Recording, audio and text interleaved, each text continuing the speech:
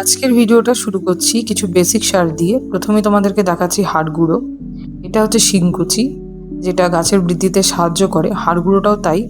এটা হচ্ছে একটা হিউমিক অ্যাসিড, যেটা অনেকেই চেনো, অনেকেই জানো। আমাদের এখানে এইভাবেই পাওয়া যায় হিউমিক অ্যাসিডটা। নিমখোল নিয়েছি, আর এখানে নিয়েছি লাল পটাশ। তোমরা জানো এটা 19-19-19 ব্যালেন্স এনপিকে। আমার গাছগুলোতে মোটামুটি গাছের শুরু থেকে এখনো পর্যন্ত আমি এই সাধারণ কিছু বেসিক পরিচর্যা করে গাছগুলোকে ভালো রাখার চেষ্টা করেছি। তাতেই দেখো কি সুন্দর সুন্দর ফুল ফোটে, আর তোমাদেরকে রেগুলার আমি ভিডিও দিই। আর অবশ্যই তোমরা জানাবে যে কীরকম লাগে।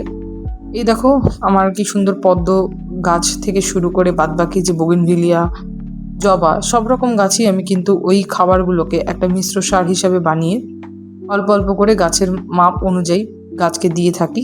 আর তার ফলেই গাছের এত সুন্দর সুন্দর ফুল আমি দেখতে পাই। তো যারা বিগিনার্স আছো তাদের ক্ষেত্রে আমি বলছি যে এইরকমভাবে সার বানিয়ে তোমরাও ব্যবহার করো, অবশ্যই লাভ পাবে। তো চলো, সকলেই ভালো থেকো, সুস্থ থেকো, আর বাগান করো।